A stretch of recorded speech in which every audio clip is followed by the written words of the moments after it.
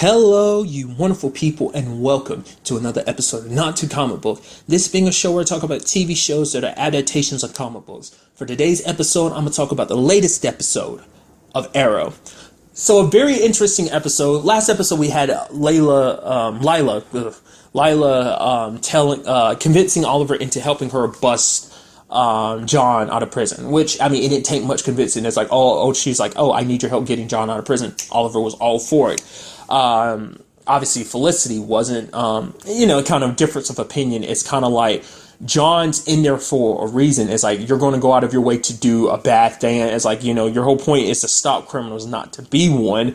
And, it's like John is definitely, I guess in her mind, it's like, it's one thing if John supported the plan, but the fact is even he's against it. He's just basically like, and Oliver had very good reasoning for it. It's being like, he's like, I can't leave John in there. It's like, yes, John's trying to make penance for what went down and everything, but that doesn't change the fact is that by doing what he's doing, in a way, he is abandoning his family. It's like, he kind of abandoned the team and whatnot, but he's like, I'm not going to let John abandon his family, because it's going to be a certain thing. It's going to be something that he's going to look back on life and regret. And he's like, Oliver doesn't want that to happen. Because even Oliver says himself, he's like, you're my brother. I'm not going to let you just rot away from prison, like trying to suffer for this whole situation.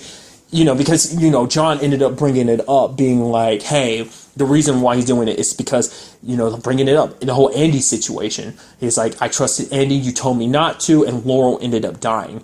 And he's like, I joined the military trying to change, but it's like, I didn't. I'm still that same person, and it just kind of eats away at him for it.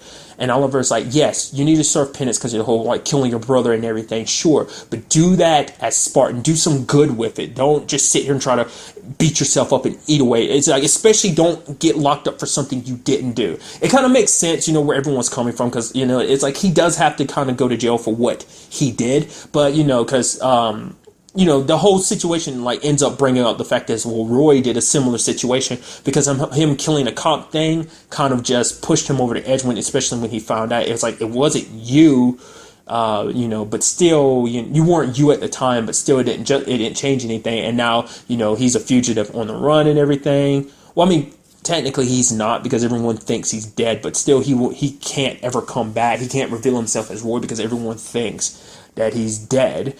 And so, it's like, do you want to put John through all that? It's like, Oliver's like, but I never agree with what Roy was doing either. And I don't agree with what John's doing either. It's yes, I get you want to, like, punish yourself for what happened. I mean, look at Oliver. I mean, Oliver knows all about that because he punishes himself for everything that's ever happened, like things that happened on Leanne Yu and stuff like that. But he tries to make up for it by being a better hero. And, what he does now is to make up for his past.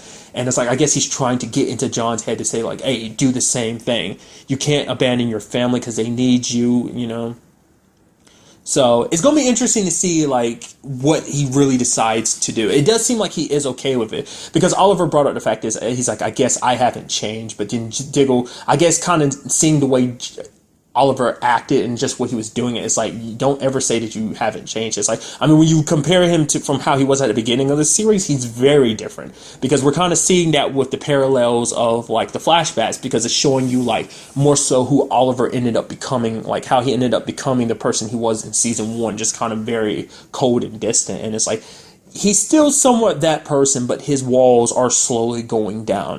They're a lot lower than they were in, the beginning of the series. So I do find it kind of interesting that Lila would ask Oliver to do that, because it's like, he's trying to do a whole superhero thing, but it's like you would ask him to do kind of a bad thing like that. But at the same time, it's like, it's her husband, and, like, you can't fault her. It's her husband's in prison, especially because he's in prison because he was framed. He didn't commit any crime. Yes, he'll beat himself up about his brother. It's like, yes, he'll be like, he didn't have to kill his brother, but it's like, you can't change the past. And that's kind of a big theme in this episode, was like, you can't change the past. Because Ragman actually left the team. He decided to call it quits because he just, like, he understood. He even admitted, he's like, I understand why Felicity did what she did. She was in a very compromising situation. It's like, it was had only moments to kind of make a drastic decision. And it's like, he doesn't blame her, but it's just like every time he looks at her, it's just a constant reminder of what he lost. And then Felicity ends up talking to him and kind of, bringing the fact this, she kind of brought it up before, the vice versa is true for her, that every time she looks at him, it's a reminder of what she did. And it's like, it's not the same in just level of just the pain, but it's like, because his pain is obviously greater because he lost more. Yes, she took lives, but she can't do anything about that. They can't change the past. All they can do is live with what they've done and move forward. She has to live with what she's done for every day for the rest of her life. But the least she can do is try to like kind of keep moving forward. It's like both of them find a way to kind of live with to live with what's happened. Because she ended up bringing up some very interesting things, because she ended up looking up his father's past and learning a little bit more about his dad. For instance, we ended up finding out that Rory's dad actually had the rags before him, and then his father had it before him. So it's kind of a legacy thing. Even the name Rory is kind of a legacy thing. So the reason why he's doing what he is doing is trying to honor his father and his grandfather in doing what he's doing. But it seemed like Rory might not come back to the team. But at the end of the episode, nearing the end, he did kind of come back to the team. And then him and Felicity seem like they are in a good spot. He's like, you were right about what we had to do. We do have to kind of try and move past what we've become, and or what's been done. And it's like, I'll be there to kind of help you kind of live with what you've done, and I want you to kind of be there to any time I might not be able to kind of handle it by myself. Like, we're there to help each other. So that was kind of neat. And it's just kind of like, I think, that same message can be applied to, John as well. So I'm very curious to see, will he be initially back to being like, hey, I'm ready to become Spartan again. And I want to know what that means for the future of the team too. Like, will it actually be John who actually starts taking over the team's training rather than Oliver, because John has more military experience and he knows how to handle things in a much more okay situation? Because Oliver's training's all based on, as we see, it's kind of based around his Bratva training, but other stuff too. It's just like probably a lot of stuff he learned from Lian Yu. Not the best learning tactics. It worked for him, but it was just kind of under extreme circumstances because he needed to learn really fast and stuff like that. He really didn't have a foundation to be worked with. They all do. So it puts him in a very more advantageous spot than Oliver when you actually think about it, because Curtis kind of has a less athletic background. Same thing for Artemis, which I'll get to her in a second, and Wild Dog kind of has its own thing too. But I love the fact that she is Artemis. I heard people bring that up, that like that's what character role she was going to feel like, because the only experience I have with Artemis was Young Justice, and I know I've literally brought that up earlier this week with Supergirl, but I just had to tie it in because it's like, I was legit, just because of the whole blonde thing, I was like, oh, dude, is Felicity eventually going to become Artemis or something like that? But that turned out not to be the case or whatever. And side note, I don't know how old she is compared to Wally or whatever, but didn't in the TV show, Young Justice, it was like Wally and Artemis actually had a thing, but it's like, him and Jesse are kind of having a thing, but still, that was just kind of interesting to me. It's like, they technically, it's like, hey, we have Artemis here, and then we have like Wally West over here, so it's kind of like, that could still happen. Like, part of me is just, I want Young Justice to come to life. It's like, I was geeking out about, Miss Martian, so I was like, so it's like, I want it to kind of come to life because I want Young Justice to kind of live on in some shape or form. It does in different comic books and, and stuff like that, but it's just kind of like, I want it in real life television kind of. In my mind, it's not exactly Young Justice, but, I can draw the parallels that even if they're not quite there, I can draw it nonetheless.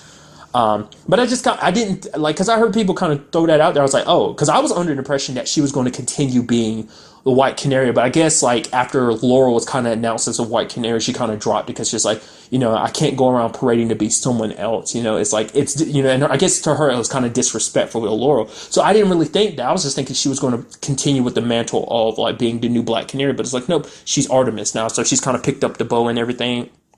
We still didn't really get to see her in action. We saw Curtis a little bit in action this episode, but it was just kind of like, well, they're still kind of new to this whole thing. Which I love that whole Felicity trying to get Oliver to stop the whole trying to save John situation, and he shows up, and then all three of them are blocking his way, and it's like, oh, Felicity told us what's up, and Curtis is like, we're not going to let you go. And then Oliver looks at him. He's like, wait, excuse me? Did you say you're not going to let me? And then he proceeds to kick their asses pretty badly. And I love the fact that they're a little bruised up and everything. And then even they admit, like, Oliver has actually been holding back this entire time during our training. And it's scary because it's like, because he didn't, because that showed, because part of me is like, what did you expect? He kicks your ass during training. You expected this to be any different? But that was kind of neat seeing the fact is that he was holding back against him, and now they kind of realize that too. And I love even Curtis bringing it up to Felicity, like, what did she actually expect to happen? She's like, well, I thought he'd be so overwhelmed by the fact that he's seeing y'all coming together to stop him, make him realize that his plan is a little idiotic. And then Curtis is like, when have you ever known Oliver to kind of back down once he's got his mindset on something? It's kind of like, well, that's true. The whole situation, we actually kind of like got to see Ragman a little bit more in action this episode too, and it's kind of interesting to see how his powers work, because basically he set up like that charge against the wall, and then he stood in front of it and kind of his bandages kind of absorbed the explosion, as well as they kind of knocked away all the bullets when they were coming his way, so that was pretty neat. But then you see Wild Dog going up against Tobias Church. It's like, that dude's kind of a bit of a beast. He kind of beat the crap out of him. It's like he got some pretty good moves on him and everything. So we do have him kind of torturing Wild Dog, kind of holding him hostage, but the team is coming together to kind of save him. I wonder, is that going to include Diggle too? I hope so. Bobby, he might not be that quick to be like, yo, let me get back in action or whatever. So a very interesting thing too is, like, in this episode, we ended up, getting a little more look at Oliver's Broadfoot past. Basically got himself locked up so that he could meet with the dude that he's after. Like, he's found that guy's money launderer. He's in prison, and basically got the information from him. I like the fact is that Oliver did that whole thing, like, hit his throat really quickly, and kind of was like, they're like, oh, what's wrong with him? And he's just like, oh, allergies. And ended up talking to him, ended up getting the information. He's like, the fact is, you're afraid of that guy, right? Well, he's not the one in here with you. I'm the one that's in here with you. And he's like, okay, you don't have to worry about me hurting you. The person you have to worry about is me hurting your wife and your child. And he finally gave up the information, and Oliver ended up snapping his neck afterwards. It's kind of like, Oliver felt bad about it afterwards, because he was just kind of like, it's like he was kind of an innocent person in all this. He wasn't like the truly evil person. He's just a money launderer. But the fact of the matter is, Anatoly kind of put it in perspective for him. It's like, if you had left him alive, he would have told his boss, like, that you're coming after him, so you wouldn't have been able to find him, because it's like the information you just got would become useless. So him dying was just, it had to happen. And he's like, Oliver was like, at one moment I was about to not do it. He's like, but you did do it. He's like, yeah, because you told me to. And he's like, and it's like, you trust us, now we trust you. So that's going to be interesting to see how that goes. But what I find most interesting is that a similar thing that Oliver said to him is the same thing that new DA said to one of Church's guys that he was trying to flip on Church. And he was like, you don't have to worry about him, because he's not the one in here with you. I am. And he kind of turns off the camera and he's like, are you going to rough me up a bit? And I was kind of expecting that. But the fact of him to use those exact words has me concerned as to, like, obviously there's a lot, like, it just seemed like there's a lot more to this DA than meets the eye. And I'm very curious to know what that is. Whether he's Prometheus or not, I don't know. But it seems like they're definitely, like, because initially it seems like he has because it seems like he might just be a mild-mannered, like, DA or something like that. Because he even admits he had his opinions about, mass vigilantes kind of being bad. But after today's episode, he ended up being like, you know what? I kind of got them the wrong idea of him, because, a lot of their police unit was hurt because of what, Tobias coming after him and everything. So it kind of put things in interesting perspective of, for him, I suppose. Because it kind of came up in this episode, he brought up the fact is, I find it interesting, talking to Lance. It's like, oh, you're the deputy mayor and everything. It's like, I find it funny that you're working with Oliver, even though you two butted heads a lot in the past. He's like, oh, yeah, that's kind of true. But it's just kind of like, I know where the hatchets are buried, is what Lance kind of said in his defense. But the fact is, this is kind of second time that guy's brought up, like, his past with, like, the past with Oliver. First time he brought up his past concerning one of his girlfriends, and I'll bring it up. It's just like, I don't know. Like, it's got to be something connected to Oliver's past, and I feel like this guy's connected. It's just like, you could be like, okay, there's no way that's just kind of a fluke that they use those exact words of dialogue for him as the same thing Oliver said to that guy in prison back in Russia and when he was with the Broadfast. So it's kind of like, okay, what's up with that? I was actually halfway expecting everyone on the team to be kind of super pissed with Oliver. It's like, oh, you left when we needed you most. I was like, oh, I'm waiting for that. But it's like, that never came up because I guess it's kind of like, because initially Felicity didn't want the team to go out because it's like you'll get killed, but Rory showed up and it's just like, oh, don't worry, we got to make this decision on our own. It's like Oliver's not here, but we're here, so we got to do something. We got to stop Tobias because like a lot of people are going to die. So it's kind of nice seeing them kind of stand up and being like very, very hero-ish. I mean, they still got their problems, especially Wild Dog.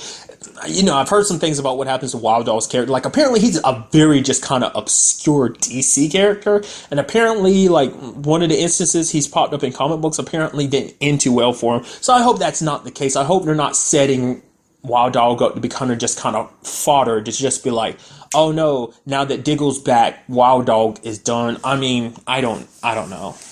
I hope not. I hope this is just kind of the new beginning of a new team. It's kind of interesting because one thing people had their complaints about is just the fact that there's so many people on Team Arrow. It's like not everyone has something to do. And so it's like the team literally got axed because like everyone left. Laurel died. Thea decided to leave. Same thing for Diggle. So it was just Felicity and Oliver. But now we're kind of rebuilding the team, and now everyone's got something to do. I did like the fact is that when Oliver was stealing from Palmer Tech, stealing what him and Lila would need. The fact is that like Curtis was like, oh yeah, we should kind of wait. And Felicity looks at him and is like, well, they fired you and me. And she's like, well, yeah, they fired me, but you quit. It was like, well, but they fired you. That's why I quit. It's the same thing. But, that was also another thing. It's like, I feel like you don't see it that often, but as a Green Arrow, I feel like you don't see like Oliver go all stealthy. Like he was like on his like S-class, stealth game when he was sneaking around in that military prison, laying on his feet, not making any sound, just like almost kind of like, because that's kind of the comparison of between Green Arrow and Batman. It's kind of like CW is kind of making him somewhat their Batman, I guess, kind of with like the dark nature of the show, or kind of the dark tone of the show, just the way he handles things. He handles things in a very Batman way, because I don't know if that's something the way Green Arrow always handles things or not. Like I said, the one instance I know of Green Arrow, like he seems like not the type, he never seemed very Batman-like. From the Justice League cartoons I've seen him in, and even the version of him in Smallville, like very different, just very a charming, like, yo, I'm here to kick your ass, like I'm a vigilante, yeah, but I'm not as, not as hardcore as Arrow's Oliver. You get what I mean? Not as dark and as brooding, if I had to kind of put it in that perspective. But this is kind of him just kind of kicking up his Batman game, like that soldier's like looking one way, tending to the one that Oliver knocked out, and he just like stealthily walks in the room in the background. I'm just like, dude, that is amazing. I just think that was pretty impressive. Like, because the whole point was him saying like, yo, I'm not going to get caught. You don't have to worry about me getting caught. I also love how the fact is of how him and Diggle got out of the prison. It's just like that plane is flying overhead by being piloted by Lila, and they just kind of get snatched up because they have the chute cords around them. So it's just, I was like, wow, that could really suck.